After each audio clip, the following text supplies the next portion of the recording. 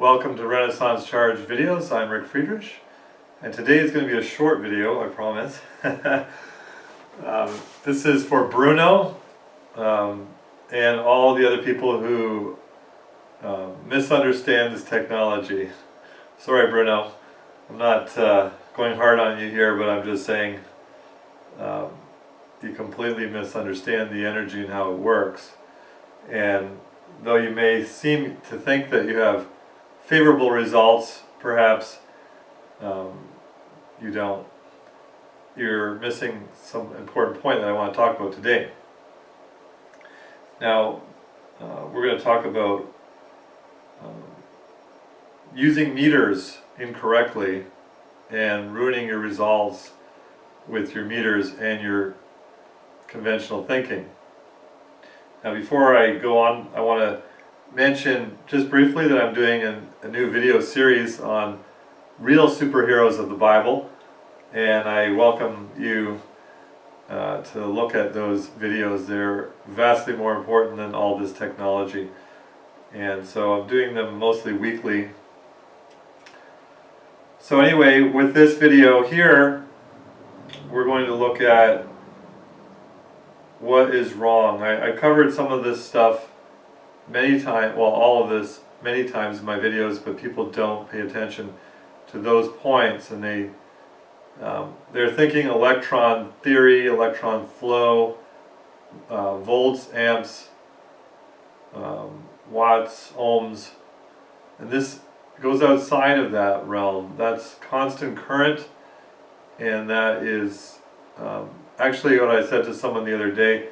When you measure the amps in the system, we're measuring the wasted energy. And this is something that Bedini said for years, and I don't think people really paid attention to that, and he was right. When you think about my demonstration that I showed with the loving paths, selfish circuits or loving paths, we talked about how it's the battery that discharges itself when you close the loop, right? This is really important to know. If we put a load like a bulb or a motor across a battery, a source, it's not the load itself that is discharging the battery. And you say, well, yeah, it is. The battery doesn't discharge itself. Well, yeah, it does. The battery, what happens is, when you close, this is getting super basic, so I don't want to get into the complicated matters. I want everybody to understand this. When you close the loop, you have two poles, positive, negative, right? And they're flowing outward, right? You say, well, how do you know they're flowing outward unless you put a load across it? Well, that's another subject to talk about. Well, when you have two sources, two opposite poles, potentials, and you connect it up to each other, what you're doing is destroying those potentials. It's like two big fighters coming together. We talked about football the other day. They come together, boom, and they don't go anywhere. Boom, they waste the energy on each other. So that's what's happening inside the battery. You're killing the source. You're draining it when you close the loop. So we talk about one-wire circuits, no-wire circuits, and essentially what we're doing here is pulsing. So what is a pulse? Closing the loop, opening the loop. And the faster you do it, the more you're going to gain in this kind of technology. Disruptive discharge. It's not AC or DC. You can think of it like pulsed DC, but it behaves differently than regular DC because DC is constant current, right? So everything has to be a pulse. The rest period is important, but the moment of switch closure, this is what you're not getting, Bruno. It's not a back EMF. Back EMF is wrongly termed, and I'm not going to get into all those specifics. Others have done that on other videos. The point is, it's the moment of switch closure. Don't let the oscilloscope fool you. This is why you're making a big mistake.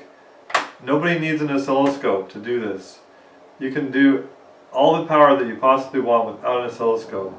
And most people get confused by the oscilloscope, they don't know how to use it, and they actually destroy the process, like you have, Bruno, in this, by using your resistors that you put in series with the load. So my point is that you need to understand a couple of things. For one, this is really, really important. The same thing applies on a spiritual level as on a physical level. People are prejudiced. They presume. They assume something. They come into the subject matter. This is whether either spiritual matters, intellectual matters, or physical sciences.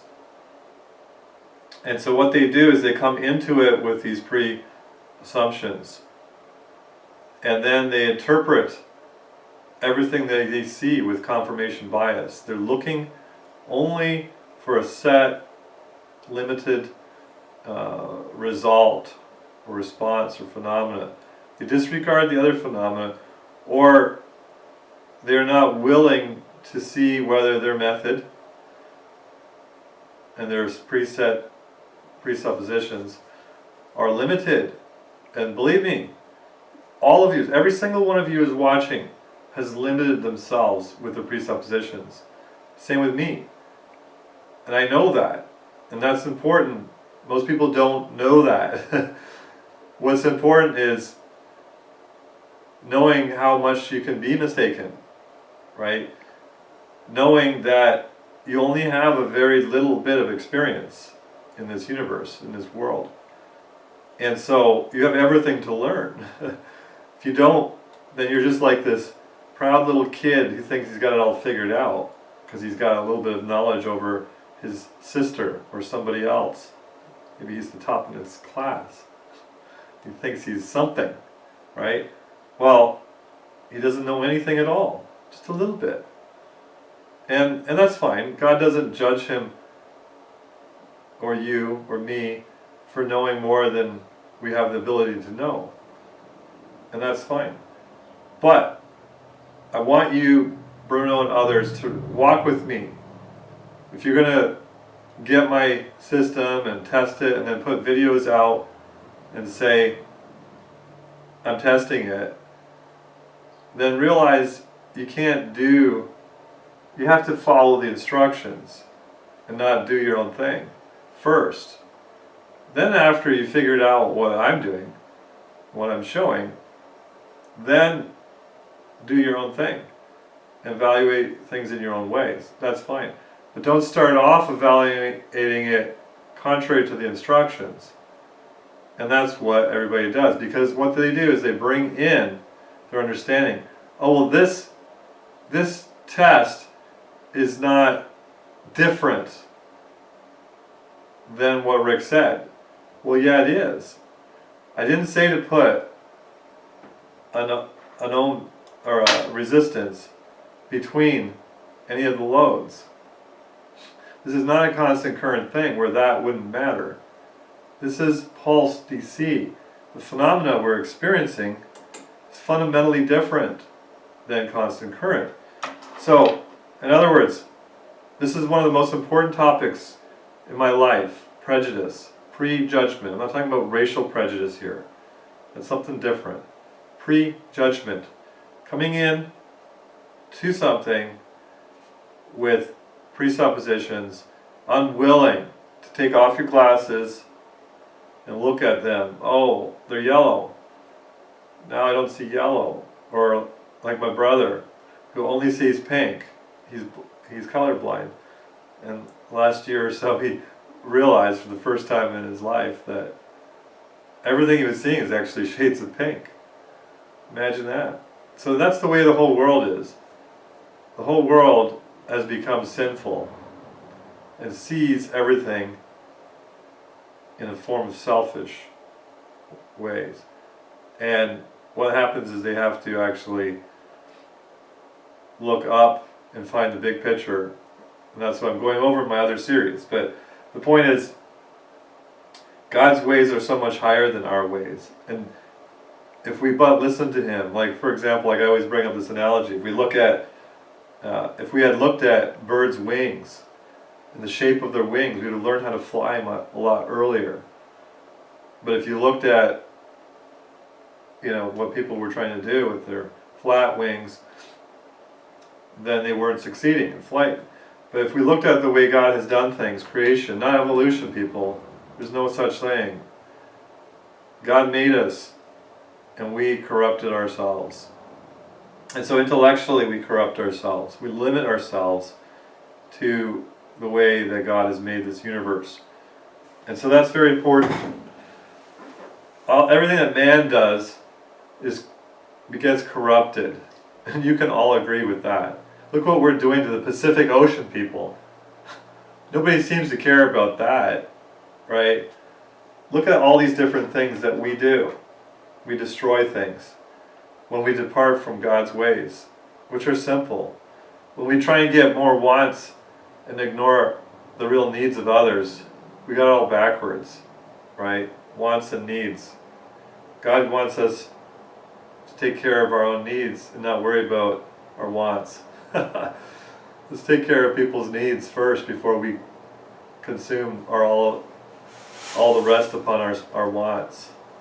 So, and with this technology, what I'm talking about here is I have made a claim, actually many claims, that pulse DC, disruptive discharge, produce quite a bit of completely different phenomena. I'm not the first. This has been noticed for 200 years, okay? Not Tesla either, before Tesla. So, what is the phenomena? Well, first, lay aside your meters, okay? And just do just consider what I'm trying to say, first. Consider first what I'm saying. Walk with me a bit before you judge a system. This is not a conventional motor or a conventional generator. It doesn't behave the same way in many respects. There is a lot of time involved, resting time. There's phenomena that appear during a rest period. There's phenomena that appear at the moment of switch closure that's different, fraction of a microsecond after switch closure. And this doesn't show you that. Okay? This doesn't show you that. So stop looking at the scope to judge this, because you've just destroyed this process in your scope experiments. That's something totally different, right? This is not, who made this? Did God make this? Man made this, and man created a limitation. This is for constant current. Yeah, it's for a spike that's limited on telling you what's involved with the spike. You can see the results of phenomena that appear with the scope, but that doesn't actually show you what's happening before the scope reads. Now, Bruno, you said in your video there was some kind of time delay with your voltmeter. I didn't quite understand what you were talking about there, because the scope is the same as the meter. There's no real difference. I mean, yeah, this is faster than the meter. If you have that fluke, though, it should be pretty fast. But anyway, the point is, there is the event, and then there is the reading of the event, the observing of the event, the recording of an event. And when you have certain phenomena that appear, our regular meters do not measure it. Like, there are things that you can sense and animals can sense that no meters have been developed to measure. And that's what you have to understand. Your meters are limited, people. Just put yourself 100, let's put yourself 200 years ago, right, before all this. And before Franklin, okay, and his kite.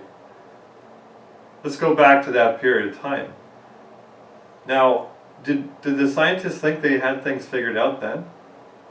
Did they think they had their meters figured out, their understanding of biology at least? And we laugh, we look at them, we think they're in kindergarten, right?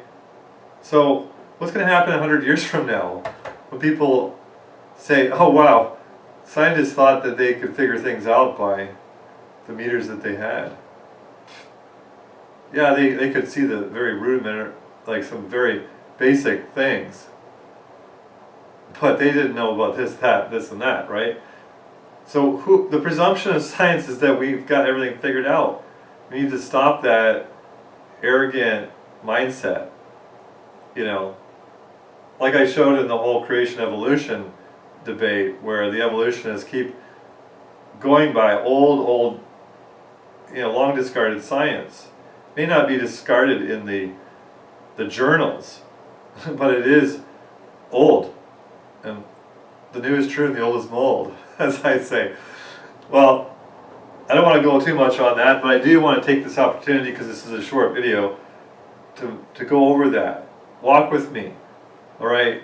Realize that there's different things going on here. Now, you touched upon it, Bruno, a bit. Well, Rick said this and that, but more importantly than those points that you mentioned about conditioning the batteries and that's minor. The most important thing is that you can't change the system until you really see it. Like, you admit that you're not even sure yet what's happening. You don't even understand. So don't go off into changing things. Everybody keeps doing that. For the last 20 years, people have been changing things instantly and not recognizing how it works. So, when you have two potentials, and especially with an inductor, but even without an inductor, and you make a pulse across a load, right? In this case, we're making the inductor the load, which is a resistance, right? What happens is, before the current flows, the moment the potentials connect, not coming back to the battery per se, but across the other load, right? So you got battery, the other is the load, right? So the moment, like, forget about the charging battery right now, all right? We're talking about the source right here, this little battery right here, this 5 amp hour battery. Now, the moment we connect the load across the input, boom. Before the current can flow, as you measure in your meters, and you call it current, before you can measure that, something takes place. Something else happens.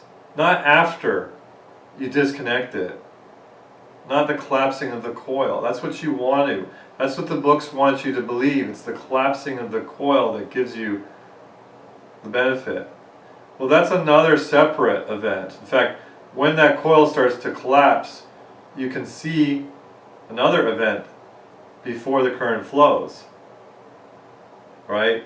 You want to look at your oscilloscope and you want to say, well, I see some current here, therefore it's so little, there's no way it's going to do. That's what you said, Bruno. It's not going to be enough. It's going to do this and that. Well, I beg to differ. And we can look at that in many ways. But it's not here. I'm not here to go over what I've covered and all those details and prove all that out. What I'm saying to you is that you've made a big mistake in understanding where the goods are. Go look at the Newman motor, everybody. All right? Newman motor has been long established for a long time. And what is it? So you have these miles and miles of wire, right? Totally impractical, I know. That's why I don't do it. But we will probably make a kit with a guy who is licensed to have the Newman motor to sell it. So, just so you know, I don't cross people that need licenses and whatever. But the Newman motor, right? So your miles and miles of wire, what happens? He's got these little 9-volt batteries, right? A whole bunch of them in series. What does he do? He connects that across, momentarily, across that huge coil. Boom. At the same time, this creates a potential in the motor before the current can complete its loop, right? He shuts it off, and then he reverses it to the other side, because the next magnet comes around and he wants to push that. So, and actually he's doing something that I wouldn't recommend, which is attraction mode. It's better to do repulsion. It's freer. So anyway, that's another whole subject. But anyway, look at that, consider that, and realize the current doesn't complete the loop, doesn't have time. And so what he's getting in that system is some have called precursor energy, or this phenomena that takes place before the current flows. We go back to the Edison days. They connect the power lines, boom, they close the switch. It's that moment of switch closure that all the lightning bolts type thing fly off. It's not before it connects, like someone was saying in the ions in the air or something. We're being excited before no, that's not what happened at all. And way down the line, this phenomenon was happening, way before the current could flow down there. And once the current started flowing, it stopped. All right, you have to understand that this whole phenomena that we're benefiting from stops at that point. And that's why when Tesla talked about his one-wire experiments, he went into that rapid frequency. So he was making and breaking the contacts numerous times, and that's how, like, he was benefiting from these lightning bolts. Let's just call it simple lightning bolts, right? Some call it radiant energy or whatever. You know, doesn't matter to me what you call it. So now what happens is, that was only for a very short time. Okay, well, how do you maximize that? You have very short on time, and you have a high frequency. Right? But that's also dangerous for your body, so don't experiment with that until there's only a few people in this world who know how to do that. Relatively few people in this world who know how to do it safely. And so be very careful with pulse technology at the high frequencies I'm talking about.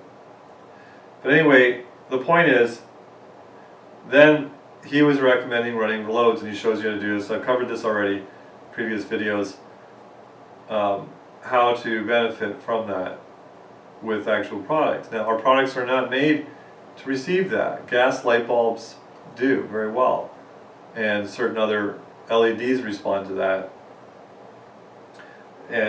but other typical loads don't. Now we can create heating loads, we can cool things with the right frequencies, we can do all sorts, we can do everything that constant current can do, and far more. But certain appliances are going to have to be run off of, most appliances are going to have to be run off of a constant current type of situation at 60, 50, 60 hertz, because that's the way they were made. And it's going to be a long time before we change over appliances to run off of disruptive discharge, like Tesla and others wanted to do. It's not happening overnight, so we're still going to have our inverters and all that. But anyway, back to the story here.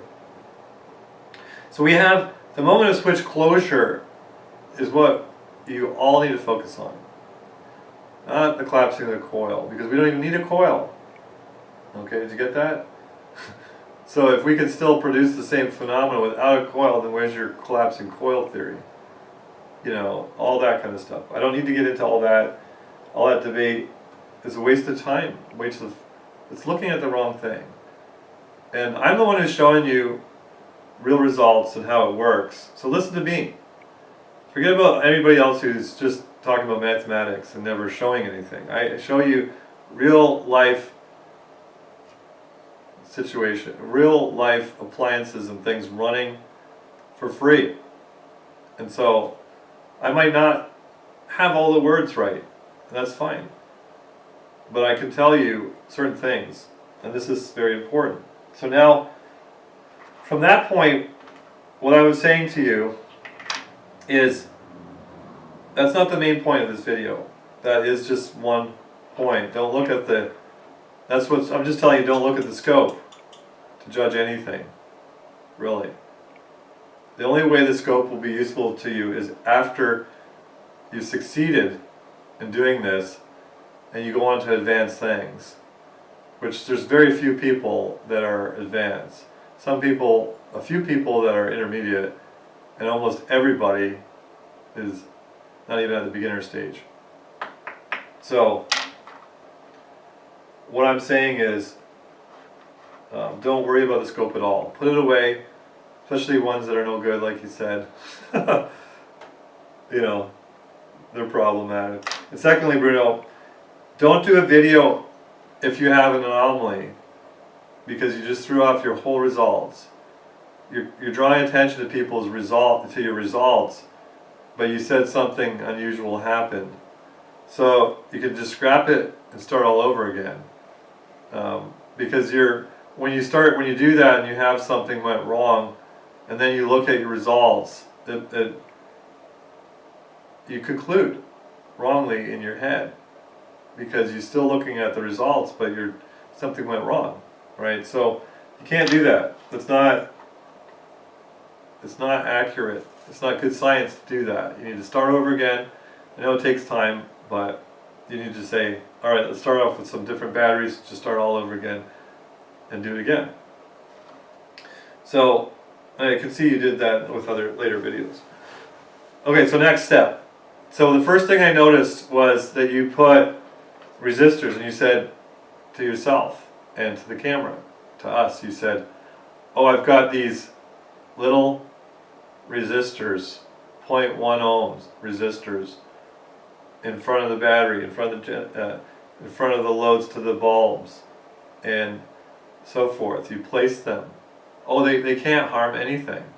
Well, yeah, they can.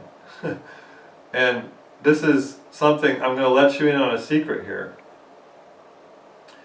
This is something that's proprietary information.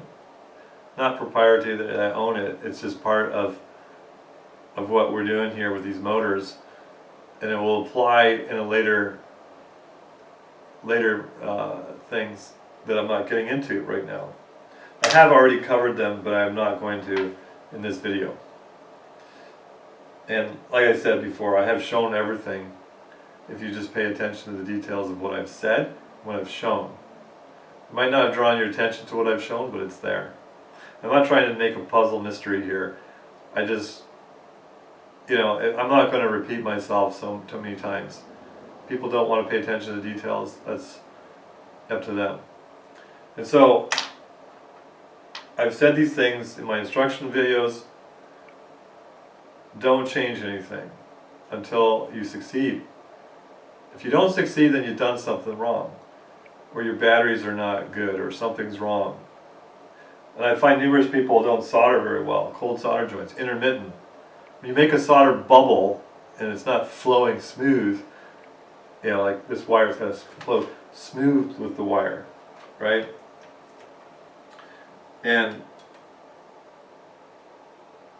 this battery's coming back up because it was under load for a couple of minutes and went down. This one hasn't been charged at all. I started charging this one, and then I moved over to this one. So, but anyway, when you have a resistor, like wire, for example, any kind of diode wire or whatever wire to the board, you want it to flow like this, right up that not like this.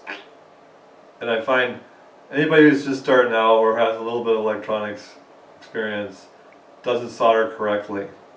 So what can happen is you can have a very weak connection or an intermittent connection where it actually sometimes is connecting, sometimes is not. Even though you have this bubble around it, you think, well, it has to be connecting. Well, it's, believe me. I just fixed some of these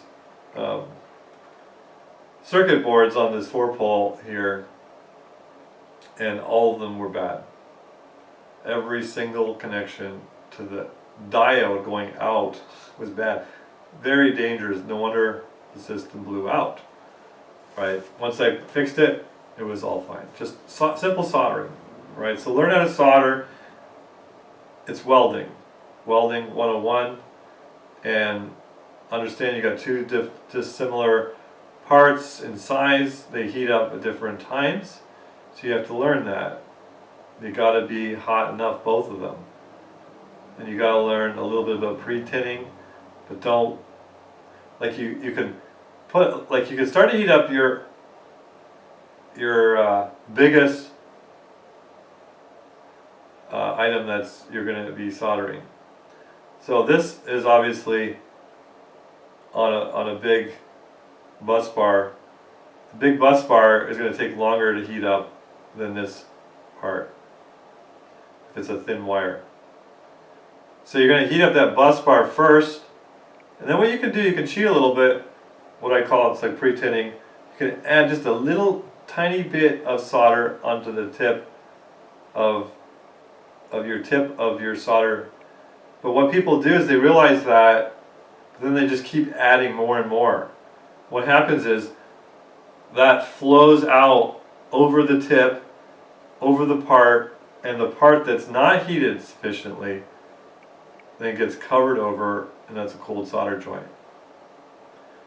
And so what happens if you pre-tin it, if you do a little dot and then you stop, pull the solder away, what happens is that little bit of solder melts onto the tip and onto the part, and it creates a real connection, very small, but then that heat flows into that part a lot faster. And you'll notice that. This is what you learn over time with experience with soldering. And then once both parts are hot enough, then you can make the full weld. You can add the solder in, and the solder has it's made up of two parts, and the one part kind of coats the surfaces. This is why resoldering won't work as well until you add more solder to it, because you're adding that other element that allows for the soldering to take place. So you don't have to, in the old days, use the two separately, and you first apply the rosin or the coating, and then you add the solder. It's two in one now. So anyway, good solder joints, no resistors in series, people. Alright? Why? Why is that important? What difference does it make? Constant current, it wouldn't matter, right? It's just, the volt, because people are only concerned about voltage drop, right? That's the way, well, 0.1 ohms is not a big voltage drop. What difference is it going to make? Oh, and it's only a little resistor too. Well, the problem is, it's totally opposite. We talked about negative resistance, right? So now let's go into this other phenomenon that takes place. And obviously there's a great debate upon when it takes place. They call it back EMF. Well, it's not. It's before that. So there is this phenomenon that appears, and I can prove that. And I have proven that. Let me say this.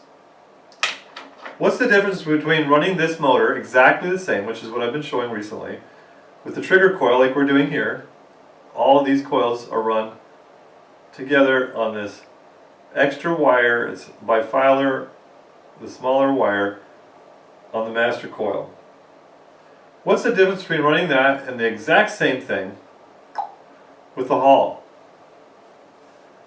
What's the difference on this charging battery? If it was just merely a back EMF, then there would be no difference, essentially. There would be no essential difference in how this battery is charged and all the different related things that I've been talking about over the years. I've been talking about this for 13 years, people. And I've been demonstrating this and showing this for 13 years. I know what I'm talking about. And I'm not being arrogant by that. This is not something I invented either. So I'm not trying to talk like that. What I'm saying is, there's a vast difference between the hot trigger, as I call it, and the negative trigger. Vast difference. Huge difference. That's why I put these labels on here. Negative charged, negative charged. These batteries are only receiving the negative charge. And you're going to see this battery is at 8 volts because it hasn't been used in quite a while. You'd say that's really bad.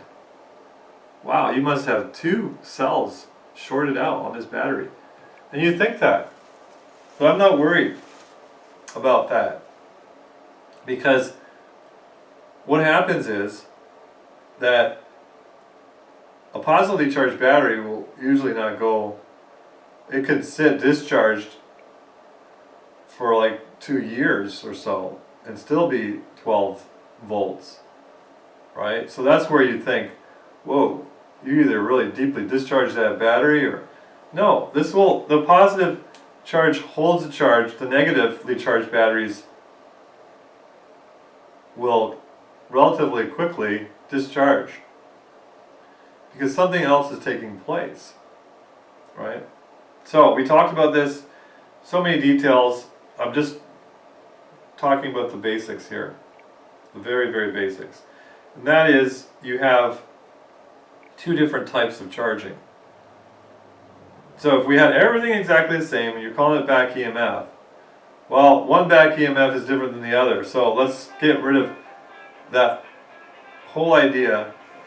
A battery that is charged with positive energy will behave differently than one that's charged negatively.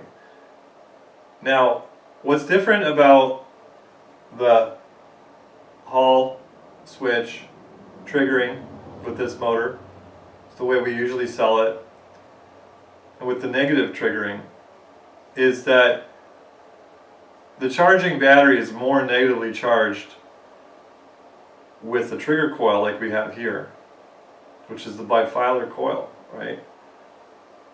Like the pancake coil, the Tesla pancake coil is a bifilar coil. We're doing the same kind of phenomena that you talked about in that patent, in the coil. That is different than triggering it with the Hall or reed switch or opto switch. There's a difference there. Or even a mechanical switch, which would all be hot triggering, right? Now, if we use all those types and then we end up, we still have a bit of negative energy flow. And I show that in my example when I add my box. And I've shown this before, if you go back to my videos, I showed this. When I try and use that box and their loads, you see hardly any or no response. That you do see a little response in the output of the box is because there is a little bit of negative energy, like I said before, the current flows. But there's mostly a hot current coming in there, or positive charge. So the batteries, in that case, could be rotated around, because we need the positively charged battery to run this motor. Just like, and I haven't shown this, we would need a negatively charged battery to run other motors, which you haven't seen those yet. And that's fine, that's not important. Now, there are 2 different types of energies and 2 types of charged batteries. And if you just prematurely judge this technology, you'll miss that. And you'll go on to other things and you'll forever be paying your electric bill. And you'll be ignorant about something very important. So, very few people know this and talk about this and realize this.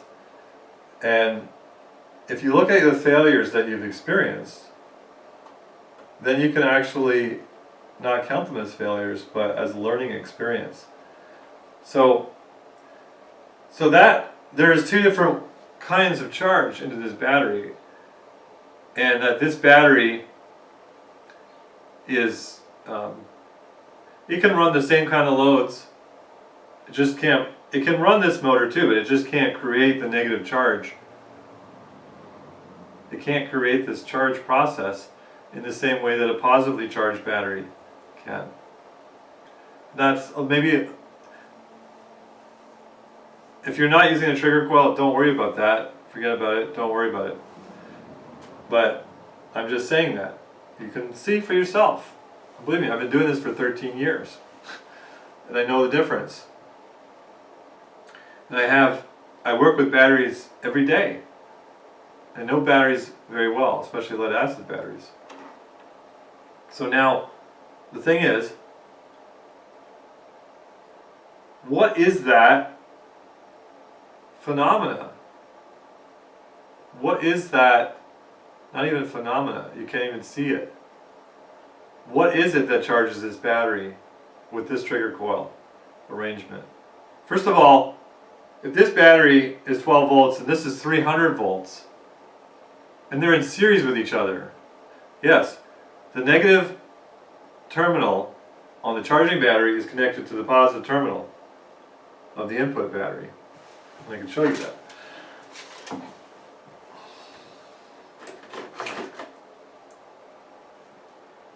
By just showing you.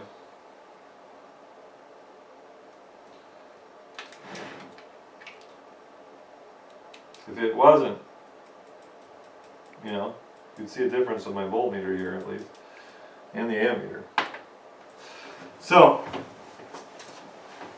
they're in series with each other. You can't charge a battery in series with another battery from the same battery, let alone charge the same voltage battery, let alone 300 volts higher than the input.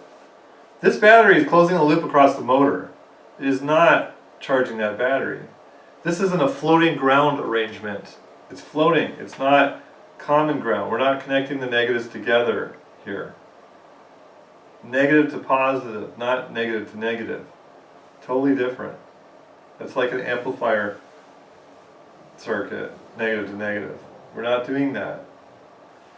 So that's really important. Something else is charging this battery at the rate that this is discharging, or greater than the rate that this is discharging, right? So, don't get me wrong, Bruno, you got it wrong in the sense, on the positive triggering, which you're doing, the bigger the battery on the output doesn't make as much of a difference. Makes a little bit of a difference, but not nearly as much as this particular system with the trigger coil. This, because it's a more negative energy process, there's more negative energy supposedly.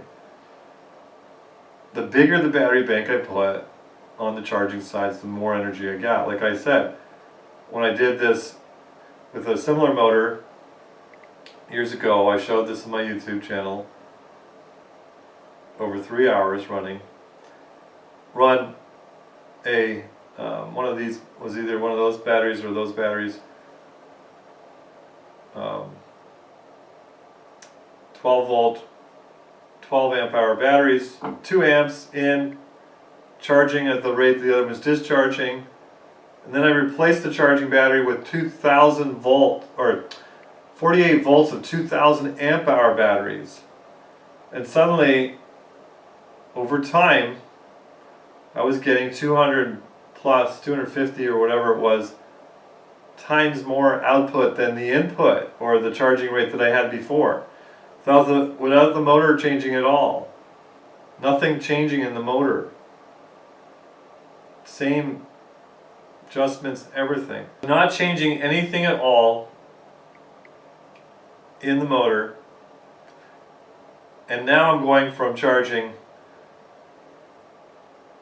in a unit of one in, actually 2 out, because I've got motor power out. Although that one wasn't a powerful motor because it was only a monopole. This is a dual pole. It's got more power, double the power mechanically. So I have 2 out for 1 in, but now I had 250 times more, approximately, over the same period of time. Now those batteries weren't charging up voltage-wise as fast as the other battery, but the amount of result was 250 times greater. What I could get out of those big batteries that were charging themselves, right, was 250 times more than I could have got out of the other little battery. And that's what I was trying to say. Now with the positive triggering, you're not going to exceed that as much. And you're going to have the same battery voltage in as you do out. The only way is if you're really pushing it hard at a higher voltage, you can get away with, doing a higher voltage on the charging side. But that's not the way that motor or that particular switching is set up for. So don't confuse the two different ways of the triggering. That's the first and foremost fundamental difference in the way to run this. Two different types of energies. But anyway, like I said, you could still charge a slightly higher voltage battery than the input battery because there's still that negative element prior to the current flow, or whatever that really is that we call current. And that's not important to me what we call things. And I don't really care about the meters. I care about the end result. What work can we perform over time given certain setups? That's all that matters. Because everybody stumbles upon their math and their machines that they have created. So you can call this not the oscilloscope, but the confirmation bias scope. The confirmation bias meter. This is what man has created to judge all things. And it's useful for some things, but not useful for this. At least it can be useful once you've already understood this and realized this limitation here. Right? And I'm going to show you something with this in a minute. What we want is an open system. So using the negative end of the probe is also closing a loop.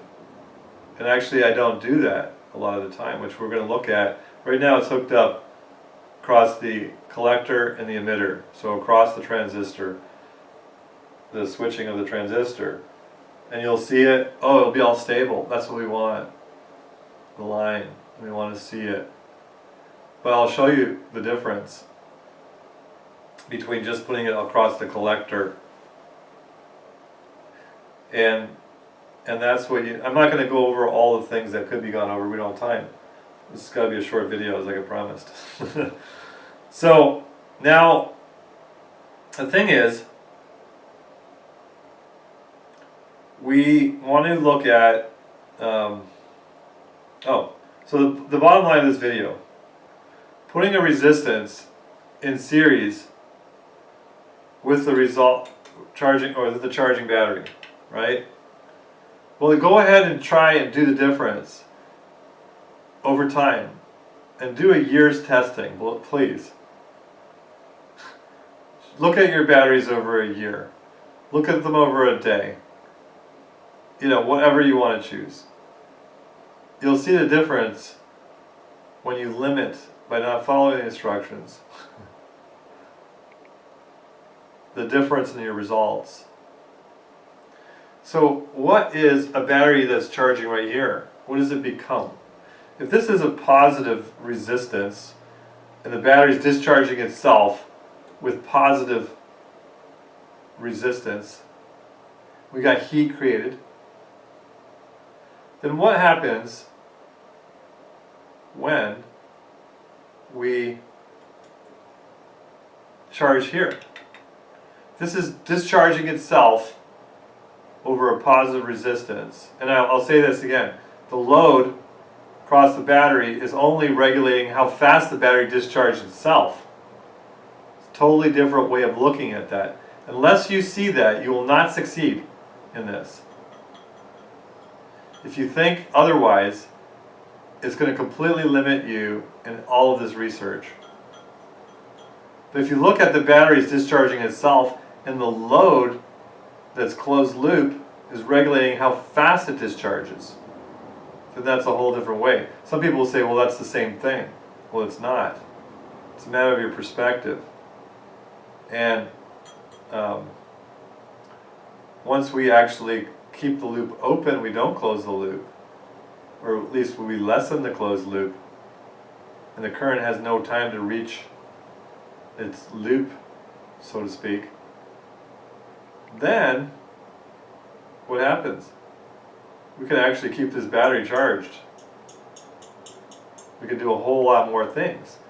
But if you don't, if you look at this in that basic, like, it's basically infancy.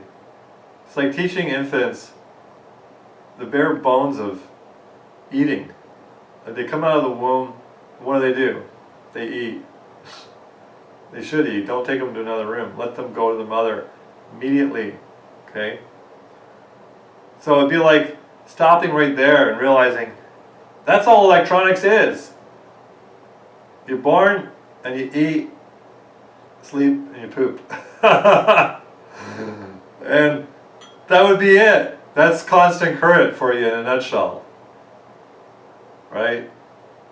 Close the loop, you flip the switch on, you use the load, and that's it. There's nothing else to it. We put it in a box, which is a coffin, black coffin box, and we say that is it. And we only are measuring what we want to measure in that process. No, don't look at the light switch flipping. It's only after that that we care about it. We need to suppress anything else that happens with that light switch flipping on. Because don't go there, don't look at that. Right? That's not important. But it is important.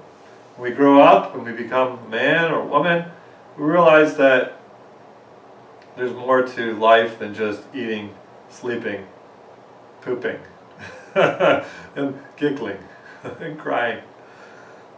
Yeah, you'll keep crying if you stay in infancy, right? So that's the point. Now we're talking about disruptive discharge, right? So, pulsing. We're not caring about long duration pulses. We're not caring about what happens to a coil after you release when you turn it off, the input. There is something there, and you can look at that too, but don't be confused by that. Because that's poor science. Now, let's look at if this battery is charging itself, because how else can you explain it? How can I be running this load and this battery charging at the rate that this is discharging? Oh, well, that's supposed to be impossible. So suddenly this, either I'm not doing any real work here at all, which I am, because I can take mechanical load off of this and it can equate to just like any other motor. So this relationship is here, closed loop, like I said. And we can open that loop up too, which is what I'm doing with the third battery bank, right? Not here, but this is just to show you the basics. And then we can add other things too, which I haven't shown. Now, or we can keep this battery charged by adding the third process, like I said. Or we can look at Benita's system too, like I've shown. Now, the thing is, what is charging this battery? It's charging itself. It has become if this is a positive resistance, this becomes a negative resistance. The energy is flowing into this battery from the environment. It's not coming from this battery, because it's not in parallel with this battery, it's in series with it. And if I charge a bigger battery and a higher voltage battery, how can you possibly think it's coming from here? If I get 250 times more output here than at the rate that this is discharging, then you can't say that it's coming from here. And if this battery charges up too, and they all charge up, then obviously something else is charging. And I'm not even connecting grounds to these systems either. So for those who believe it's coming from the ground, it's not, or an antenna, it's not. So now, if this is negatively charged, and it's becoming a negative resistor, and actually we can have this at colder than room temperatures. Explain that one. In other words, after charging, these batteries can be cold boiling. They actually drop in temperature lower than the ambient temperature. Not always, because sometimes you're desulfating the battery, and that produces heat. And that, don't worry about that right now. Okay? That's another subject, another time. It's not important. I'm just mentioning it because it's one of the characteristics that can happen. So now, when we put, this is something I've never told you before, and I'm going to say this now. When we put a resistor in series with the battery,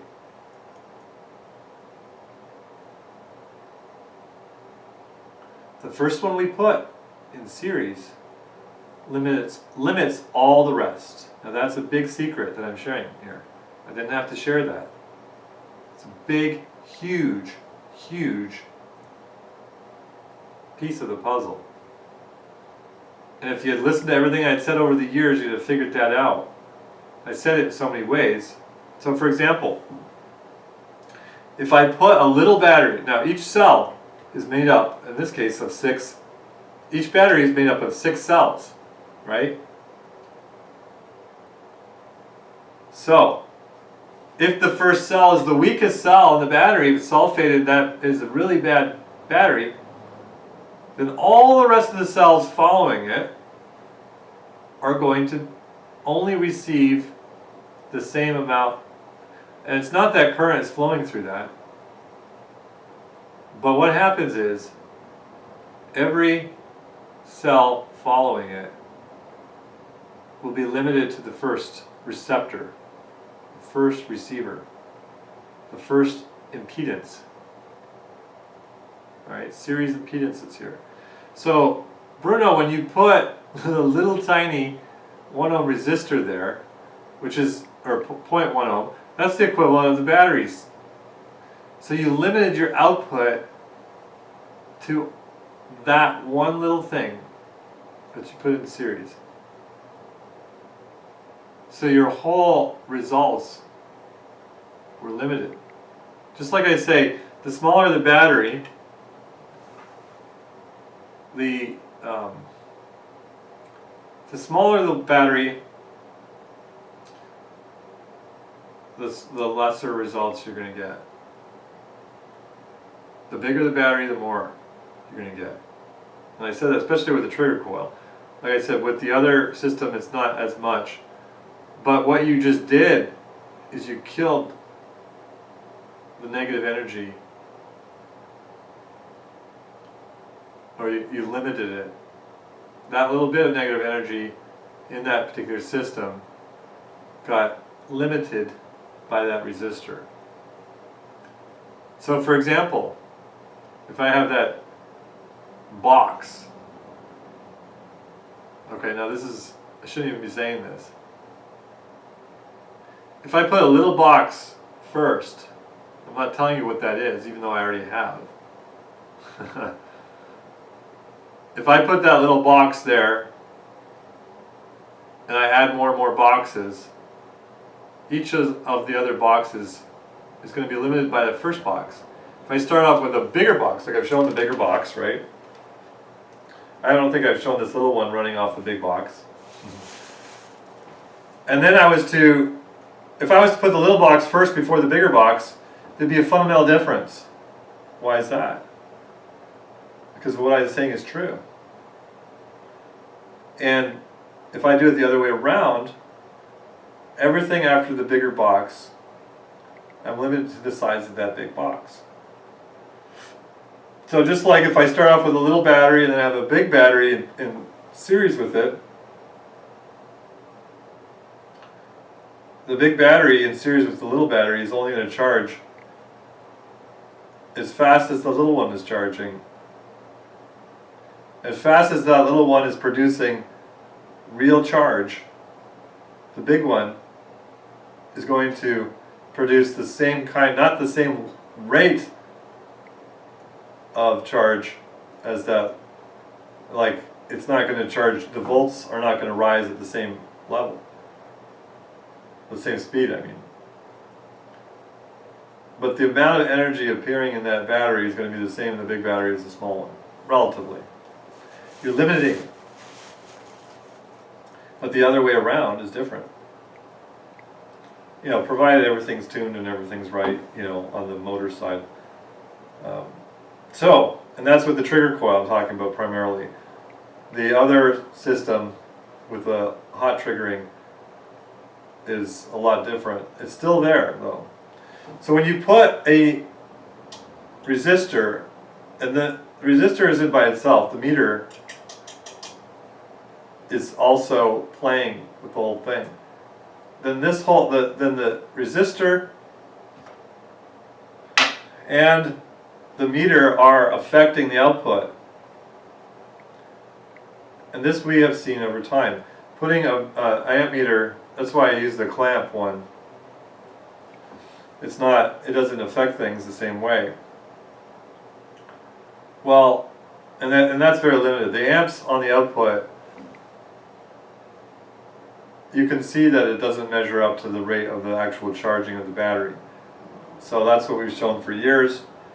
But when you put an amp meter in series with the output, you're doing the same thing. As the little shunt is still resistance, and it's still negatively affecting the output. So this is what almost anybody with any electrical experience will do automatically, and they'll all fail. That's why they fail. Because they're looking at this, and they're looking immediately. They're looking under charge. They're not properly resting. They're not looking at things over time. So now I'm going to show you the oscilloscope. So that's the main point of this video. Forget about the oscilloscope. Forget about your amp meters in line. And even forget about voltage. Because voltage under charge is completely relative. I'm going to say this too. Voltage under charge is relative to the condition of the battery and the type of charging you're doing and the size of the battery. So the condition of the battery, if the battery is sulfated, its actual size is much smaller, its capacity. So if the battery is really sulfated or it's a small battery and you're really pushing it hard here, you're going to see these really high voltage readings and spikes. But then you stop the motor and it'll go back down if it's sulfated. Or there's a variety of different things that you have to look at. You have to know your batteries. Now Bruno, you said that in your video, that I don't know these batteries yet. That's true. So you can't make any evaluations until you spend the time with your batteries and know what they can really put out, what amp hours they're really at. Just because it says 12 amp hours doesn't mean this has 12 amp hours in it. And you have to measure it over time. Forget about the meters that tell you what it is in a few seconds. You can do that with cranking amp hour batteries, with cranking tests, but you cannot do that with true amp hours. There is no meter. I don't care, Medtronics, spending the millions of dollars that you want to spend, exaggeration, but don't waste your money. Do a load test over time with a known resistance and do the basic math to know what you can put out from that battery. But in the end, after you really master this stuff, you won't even care, because all you'll need is the littlest battery to run any load that you want. Alright? And don't say that I didn't tell you how to do that, because I already have. But in the meantime, everybody wants to stay with the basics, so that's what I'm talking about, the basics here. And this is just getting into toddler. We're going off of the milk. We're becoming toddlers here, people. That's why we have all the batteries and everything, right? So now let's look at, let's turn the meters that have timed out back on. So 1272, this is a 5 amp hour battery, and this one is at 841, right? Because it's been sitting, it hasn't been used for a while. Now we're looking at an oscilloscope at 20 volt divisions, I believe it is set for.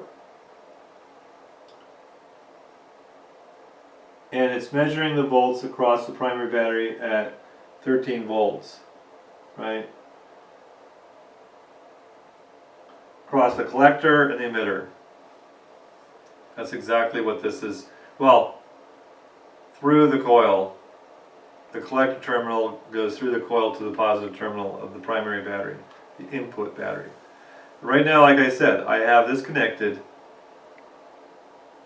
The negative terminal of the probe is on the emitter, the negative terminal of the battery, and the collector is the other probe terminal. So now we're going to get this started.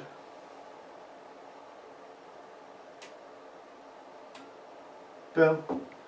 Now you noticed that showed because I had the switch separating the positive terminal. So that's interesting. Anyway, so we're going to get started. We're going to look at the amps.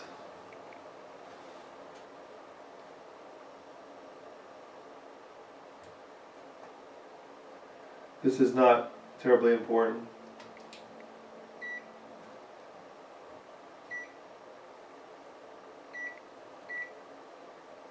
DC amps. And we're going to get started. We're going to see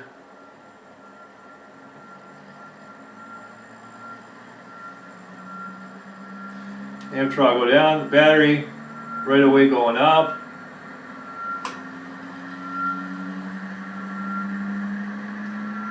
We have 400 milliamps. We've got these bulbs running here. These are off the generator coils, one each. Probably blinding the camera, so I better change it. Now we can see the H wave now. It just went from 2 pulses per switch to 1. So that's called the H wave. You can see this spike here. Everybody's looking at that spike. And they're saying that's what's charging the battery. Is it at that moment or just prior?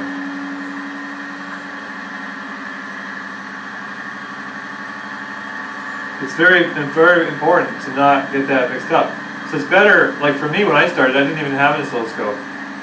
It's better that you don't even have an oscilloscope than stumble and listen to all these people on McChatterland and all the forums. Forget the forums, people. Stay away from the forums. They're misleading you. Go talk to individuals that know, that actually show stuff that works. Forget about those other people. So here we have it, right? We have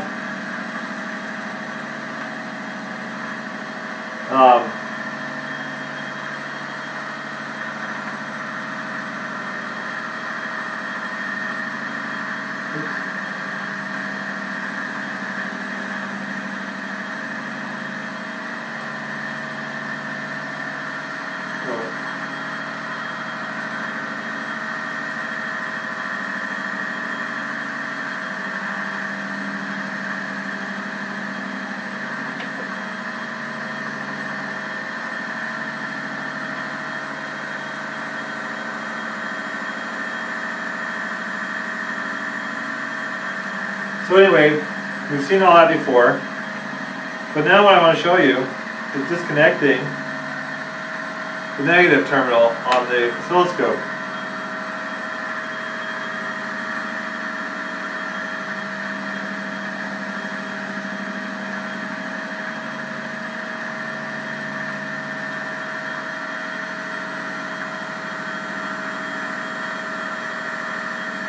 So that's 10 volt divisions.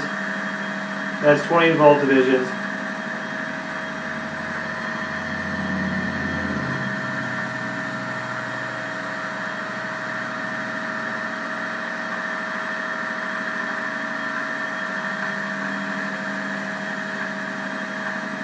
So notice it going negative. When you blow a transistor out, it either doesn't work at all or it doesn't go negative. A lot of times you can blow one transistor out and the other ones are damaged and it doesn't go negative. And you can see the negative going pulse here. And you can see the kind of waveform. So that's all I really want to show with the scope. And that's all I'm really caring to look at. Now, so we're at 1235 on these batteries. Is that now sitting at 1235? Does that have real capacity? I'm not saying that that charged up that fast. I mean, this battery is more than twice the size of this battery. And you can say, well, that's just sulfated battery. Well, turn it off for a second. See where this settles down to? See, it's going back down. Under charge, it's not reliable. So let's let that sit for a little bit. And let's look at this battery here. In the meantime, because this one was also at about 8 volts, and then I ran it for a couple minutes. It's sitting at 1263. So 1065. Oh, Rick, you don't have one bad cell. You got, or you don't have two. You got one bad cell. Because look, that's what you'd see on a bad cell, on a battery that has a bad cell. One cell is missing, so it's 10.5 volts, 10.6. Anyway, it has done some charging, but I'm not claiming that it does. It's, you know, take a lot longer to do that. But what I'm saying is, what we call the conditioning process. Once this battery has become negatively charged, then inside something has changed to the chemistry. You can't see it, but it's way down, deep down. Its fundamental essence has changed to some degree. And now it can more readily receive this type of charging, right? So I can charge it faster, but I gotta use that energy before too long, otherwise it will dissipate out. And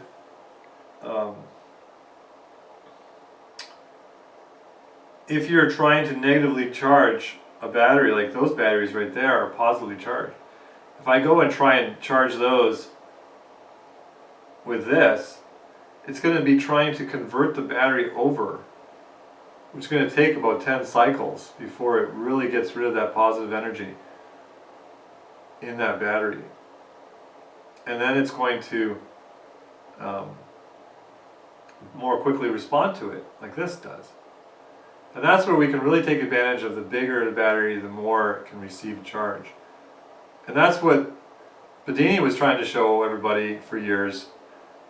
And I don't think anybody paid attention to that. I don't know, out of all the thousands of people that I know in this whole, even though how many times I've said the same thing, people didn't ever really pay attention to that. And that, if you don't, then you don't understand this at all. And others, I think like Adams was saying the same thing before, and you know, whatever. So there's a different type of charging. And like I said, forget about the oscilloscope, forget about putting something in line with it. So now we're at what? Oh, We don't even have a battery across it, or a voltmeter across. So notice it's come back down somewhat. So let's go over to another battery, and we'll use this green wire. And the other thing is, these wires too are resistors. So I'm really limiting the system by the wire size I'm using here. So you notice the big copper tubes. Ideally, from this terminal right here that I have on the switch to this positive, and from this negative to this negative, the least amount of resistance there, the better. And I'm not talking about like the kind of difference that it makes in running constant current, like with your solar panels. They're going up to 600 volts now, so they got smaller lines and they don't need the big thick wires, or just like the big electric lines, high voltage, so that they don't have to have the thick lines. This is much more dramatic difference than that, because in that case we're not talking about high power levels here with these little wires. So I'm really limiting it right now by these wire sizes, but that's all fine, because enough is enough, right? You don't need too much power, do you? It's not like I haven't said that. So we're going to go up to the 12 volt or 20 or the 20 volt range. We're going to look at 21.5 volts, right? So how is this possible, right? How can you charge 24 volt batteries with 12 volt input?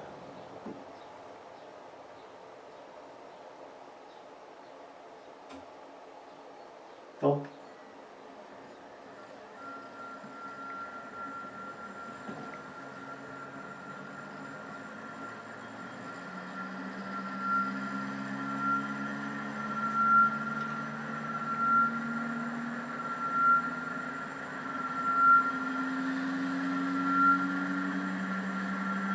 Same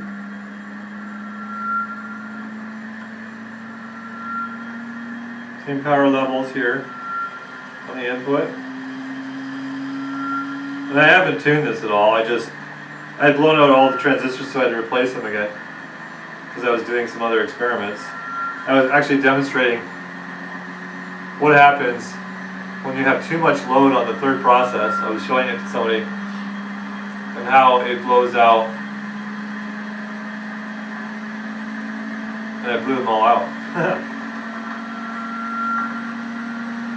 So you can see now it's got up to speed. You can hear it going to resonant point several times. The aluminum rotor going ring, ring.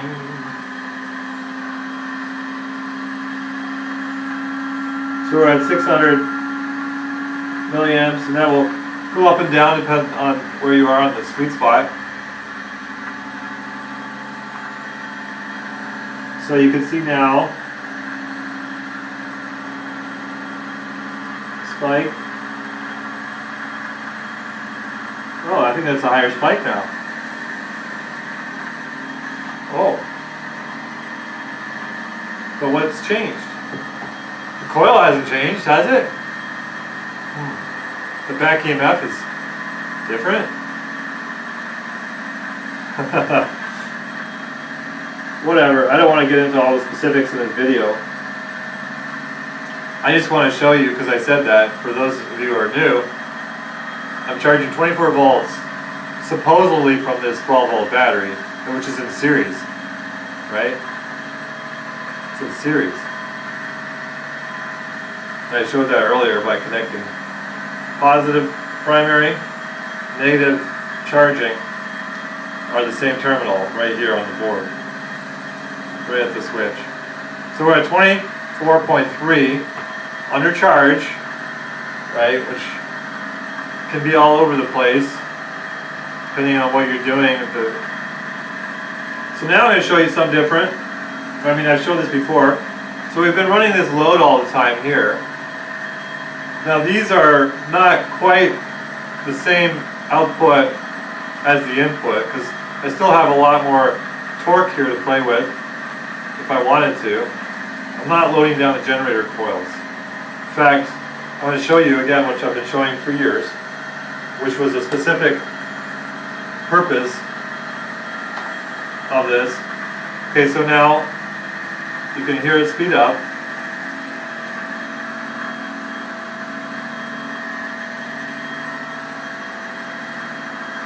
But the amp draw also went up, I think.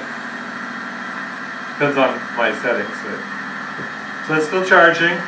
Now,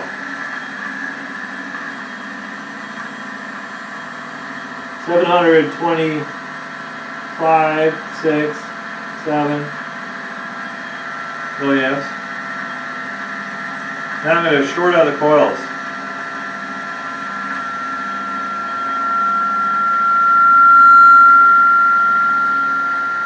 In this case, the amp draw's gone up. Depending on how I tweak it, the amp draw can go down, but it did speed up. So the motor sped up faster. I think the charging rate goes up faster, of course. And then the amp draw can go down, but this is shorted. That means all coils are shorted out. People act like they've just discovered that. I've been saying this for years. So now I went back down.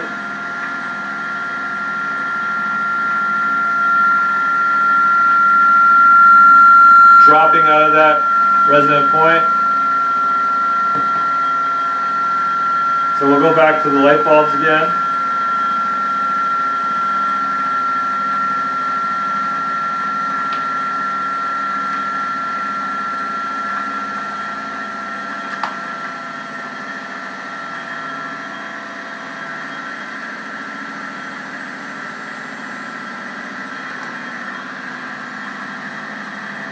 So that now dropped the amp draw to 600, and it's going down still. Oops. Now my ammeter just turned off.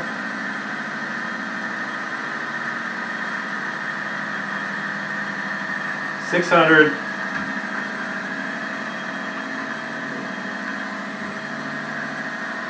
Oh, well, got a 200 setting.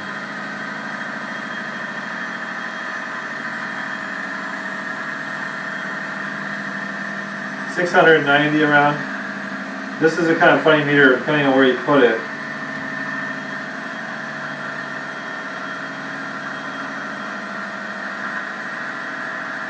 Well, it was at 690, now it's, yeah, 680. That's kind of where it was. But anyway, under load, mechanical load, this amperage dropped. So I can do a variety of things there, depending on what I want to do. And that's not the purpose of this video. Don't assume that putting 0.1 ohm resistor is not going to change things, especially on this output. I don't care about this so much. This is not important. That's like a generator coil. But there's still some of that phenomena coming into the generator coil too.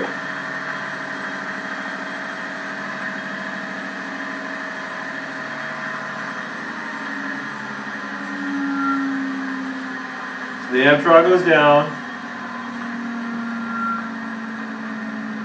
When the amp draw goes down too, charging rate usually goes down. Depends if we're doing other things on the basic level. So I've turned it off. We'll let the voltages stabilize a little bit.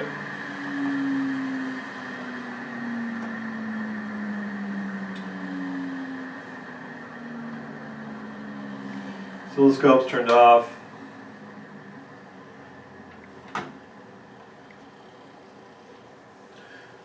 So this battery now will come back up.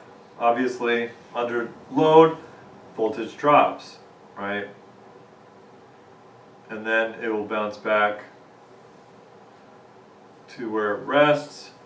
These batteries, on the other hand, will come back down, but they'll still continue to charge, depending on how long I've been running them that way.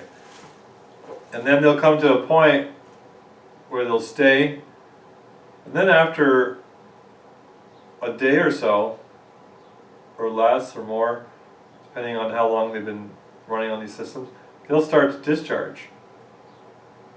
So if you judge it the same way as a positively charged battery, then you come back a week later and you say, oh, my battery's discharged, this didn't even work, I was mistaken. But you weren't. If you were to load those batteries down right away or within the next day or so, you'd be able to get that usable energy out of it. But even,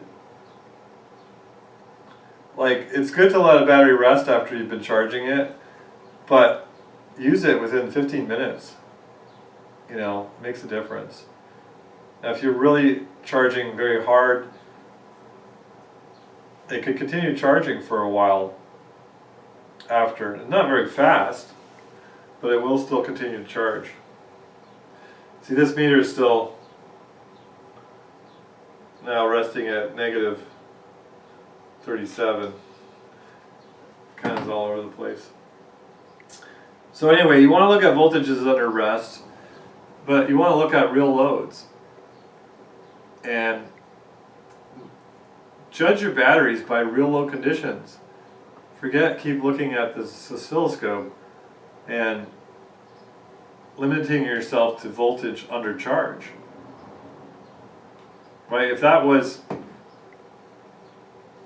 we went from a positively charged battery from 8 volts to 12 volts, and this is a regular, like this is a new battery that wasn't sulfated, you would say, well, there's a huge amount of charging that just took place there.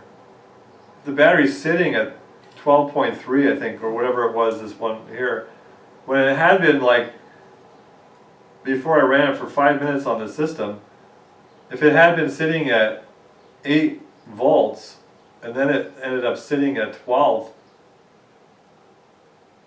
then, like, what is this one at? 10.6, right? And that had been sitting at 8. If it went from 8 to 10.6, that's not as significant in people's minds as 8 to 12.6. Resting at, or 12.3 or whatever it was. You'd be, if you're judging by mere voltages, this type of energy, you're gonna be really confused. But don't let that make you prejudge and throw away the whole idea because of your confirmation bias. Rather learn from that and realize this is revealing completely different science. This is totally outside of that coffin box, that death system of constant current.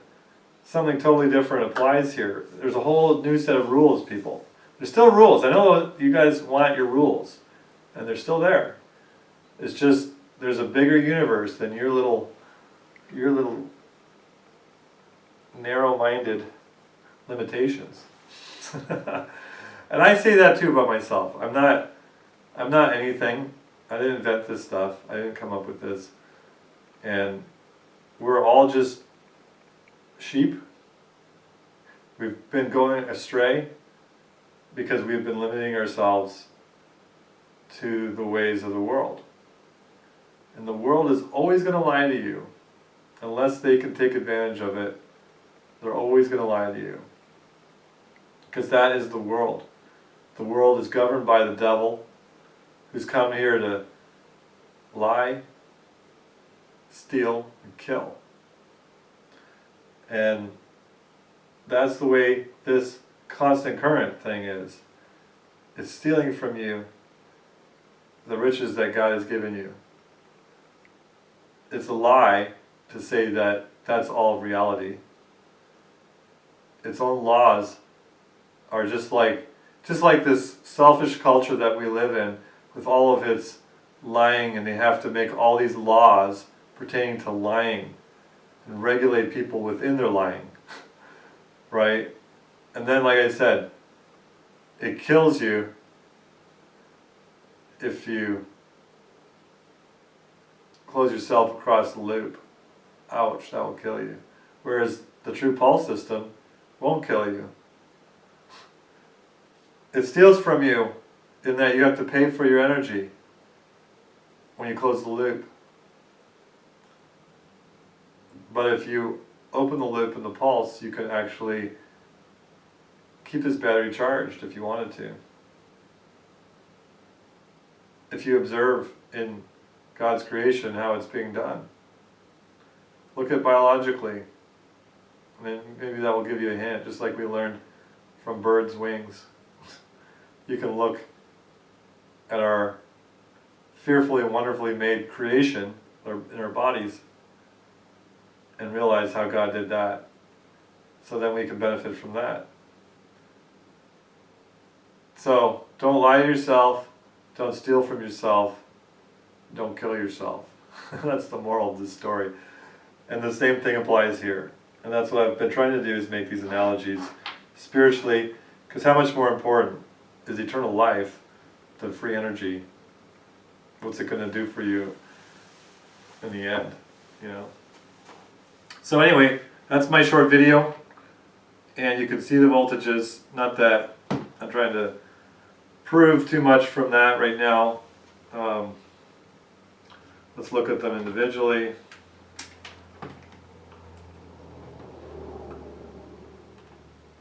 $12.99 volts. This battery was sitting at 8 volts.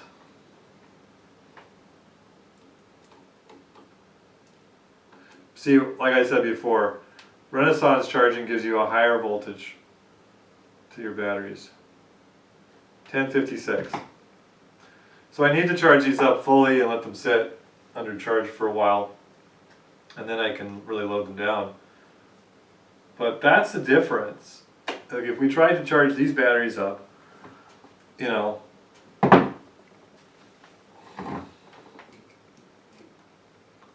what's this one at? 1181, right? These are positively charged batteries. Now sometimes I run these systems on them so they get some of the negative charge. And like I said, so 1281. Now, we can put this back here.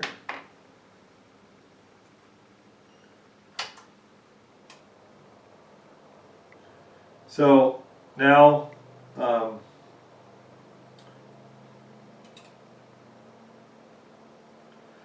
we'll give this a start here real quick. Now I'm not going to really try and get into this whole thing, but might as well just run another battery.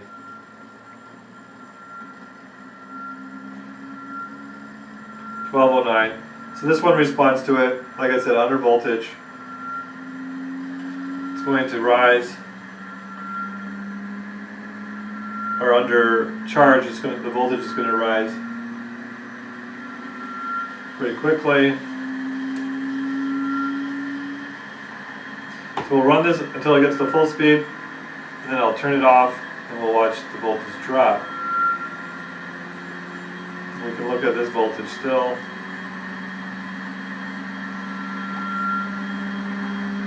$10.54 again.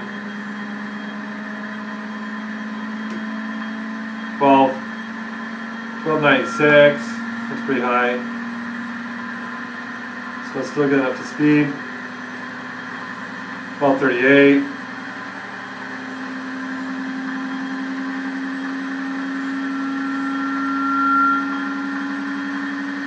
One last resonant swing there.